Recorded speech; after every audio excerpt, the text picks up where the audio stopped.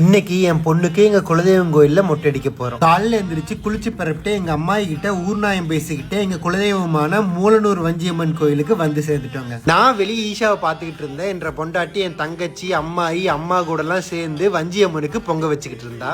பொங்க வச்சு முடிச்சோடனே புள்ளைய தூக்கிட்டு போய் மாமா மடியில உட்கார வச்சு மொட்டை அடிக்கிற ப்ராசஸ ஸ்டார்ட் பண்ணாங்க. 9 மாச புள்ள பயங்கரமா அழுவா, பயப்படுவா, துள்ளுவா அப்படிலாம் நாங்க ரொம்ப பயந்தோம். ஆனா என்ற புள்ள சமத்தா ஜம்முன்னு கோஆபரேட் பண்ணாங்க. இதை பார்க்க எங்க எல்லாத்துக்கும் கொஞ்சம் அதிர்ச்சியாவும் ரொம்ப ஆனந்தமாவும் இருந்துச்சுங்க.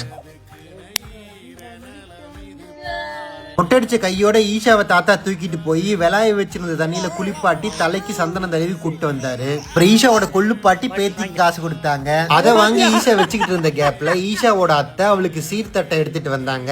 அதை வாங்கி அத்தை எடுத்து கொடுத்த புது சட்டையை ஈஷாவுக்கு போட்டு விட்டு எங்க குலதெய்வத்தை குடும்பத்தோட கும்பிட்டு ஆத்தாவோட அருளை வாங்கிட்டு மனநிறைவா என்ற மாப்பிள்ளைக்கு டாட்டா சொல்லி விளையாண்டுட்டு எங்க மகாராணியை தூக்கிட்டு வீட்டுக்கு கிளம்புனா டே ஓவருங்க. டாட்டா.